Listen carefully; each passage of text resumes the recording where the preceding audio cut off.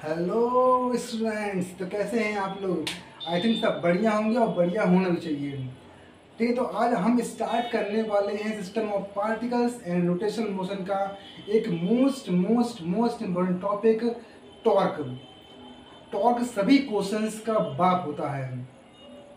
तो टॉर्क समझने से पहले हमें इसके कुछ बेसिक पॉइंट्स पता होना चाहिए, तब हम इस टॉर्क को समझ सकते हैं। My name is Rohit Tiwari और आपका स्वागत है हमारे क्यूट चैनल फिजिकल दुनिया में। सो वीडियो लेट ना करते हुए हम इसे करते हैं स्टार्ट। तो फर्स्ट टॉपिक हमारा आता है रिजिड बॉडी। रिजिड बॉडी क्या होती है? एक ऐसी बॉडी, एक ऐसा ऑब्जेक्ट जिस पर फोर्स अप्लाई करने से उस बॉडी का पूरा शेप और वॉल्यूम नहीं बदलता है। फॉर एग्जाम्पल पेन हो गया, पेंसिल है, ठीक है, ब्रिक्स है, चेयर है, टेबल है। ऐसे ऑल सॉलिड बॉडी, जितनी भी सॉलिड बॉडी होती है जिनका शेप और वॉल्यूम चेंज नहीं होता है, उसको हम बोल सकते हैं हमारा रिजिड बॉडी। क्लियर। अब सेकेंड टॉपिक हमारा आता है ट्रांसलेटरी मोशन। अब ट्रांसलेटरी मोशन क्या होता है?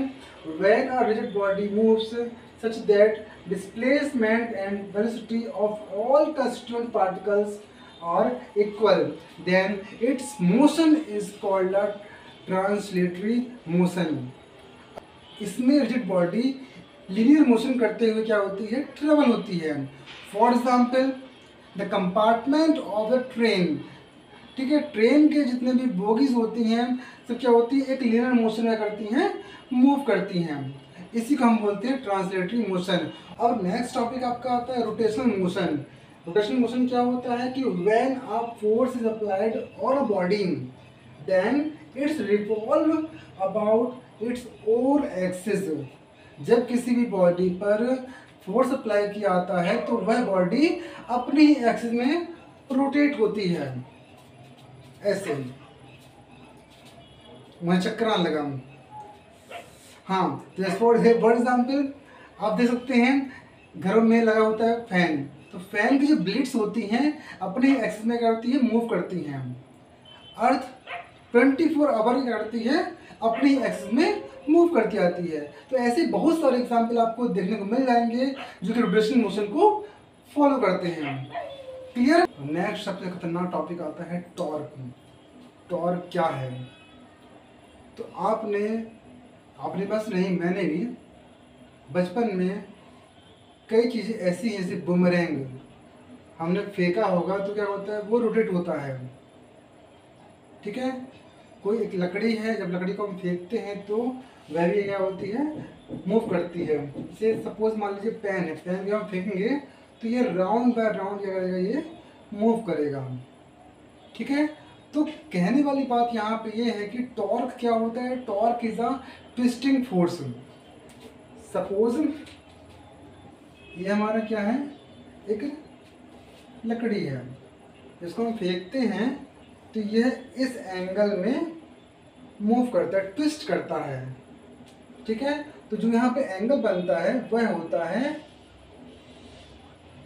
Angular acceleration. क्योंकि जब किसी भी बॉडी को या किसी भी ऑब्जेक्ट को फेंका आता है तो वो एंगुलर एक्सेलरेशन के थ्रू क्या करती है? वो मूव करती है। ठीक है, टॉर्क को हम दूसरी लैंग्वेज में कह सकते हैं moment of force. Moment of force. Clear. और इसी को ही हम the turning effect of force कह सकते हैं। इसके कई नाम हैं।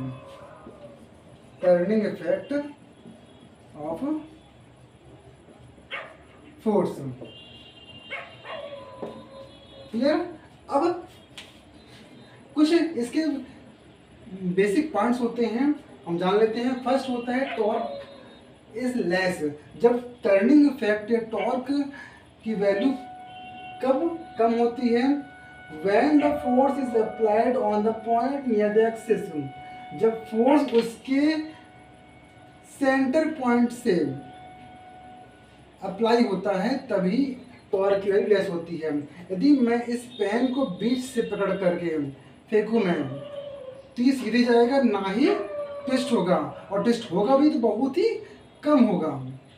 ठीक है, लेकिन यदि टॉर्क इज मोर, टॉर्क की वैल्यू तब ज़्यादा होती है जब फोर्स अप्लाई करते हैं किसी बॉडी पर तो फॉर द एक्सिस, उसके दूर से। यदि हम इसको, मैं इसको ऐसे फेंकूंगा तो यह ज़्यादा क्या करेगी, रोटेट करेगी, ज़्यादा टर्न होगी। तो अब टॉर्क किन दो फैक्टर पर डिपेंड करता है ये भी हमें पता होना चाहिए। तो फर्स्ट होता है आपका मैग्नीट्यूड ऑफ फोर्स। किसी भी बॉडी का अपना पर्टिकुलर मैग्नीट्यूड होता ही होता है। मैग्नीट्यूड मतलब होता है शेप और साइज, ठीक है, और उस शेप और साइज वाली बॉडी पर हम फोर्स अप्लाई कर सकते हैं, ठीक है। सेकेंड होता है perpendicular distance of line of action from the rotational motion. जब उस बॉडी का अपना मैग्नीट्यूड है तो उस बॉडी पर हम जब फोर्स अप्लाई करते हैं तो परपेंडिकुलर डायरेक्शन में वह मूव करता है। जैसे आपने देखा है ना कि टॉर्क में जब अपन फोर्स अप्लाई करते हैं तो परपेंडिकुलर डायरेक्शन में करता है, ये मूव करता है, रोटेट होता है, ठीक है ना। तो ये होते हैं दो कॉमन फैक्टर है इसके जो कि टॉर्क को डिपेंड करते हैं या टॉर्क को एक्सपेंड करते हैं हम, क्लियर। अब मैथमेटिकल लैंग्वेज में देखें तो फॉर्मूला क्या होता है टॉर्क का, कि torque is equal to force into moment arm, ठीक है। तो ये क्या हो गया हमारे इसके मोमेंट आर्म हो गए, जिसके थ्रू क्या होता है वो रोटेट होता है, क्लियर।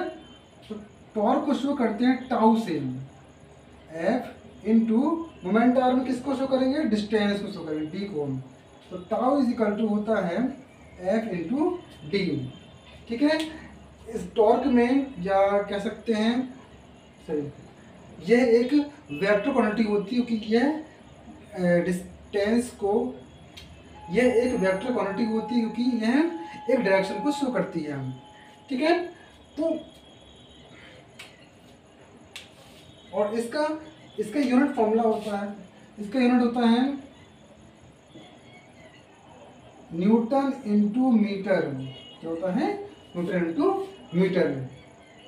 आपने चीज गौर किया है क्या कि यहाँ पर न्यूटन इंटू मीटर का हमने सर पढ़ा था कि वर्क की यूनिट भी न्यूटन इंटू मीटर भी होती है, जिसको हम जूल कहते हैं। Yes you are right, work की यूनिट न्यूटन इंटू मीटर भी होती है, इसको हम जूल कहते हैं। लेकिन यहाँ पर न्यूटन इंटू मीटर को हम जूल नहीं लिखेंगे, क्यों, क्योंकि वर्क जो होता है वो स्केलर क्वांटिटी होती है, क्लियर। इसलिए हम इसको जूल लिख सकते हैं हम साइंटिस्ट के नेम पर। लेकिन ये क्या है, टॉर्क वेक्टर क्वांटिटी होती है, इसमें डायरेक्शन होती है, इसलिए इसको हम न्यूटन इंटू मीटर ही लिखेंगे, क्लियर। तो ये होते हैं इसके कुछ बेसिक पॉइंट जो आपके एग्जाम में आते हैं और आपको पता भी होना चाहिए, क्लियर। तो वीडियो अच्छी लगी हो तो लाइक करें और शेयर करना ना भूलें, शेयर करिए अपने दोस्तों को, जिससे यह वीडियो उन तक पहुंच सके और उनको इस चीज़ का लाभ मिल सके, ठीक है। Thank you.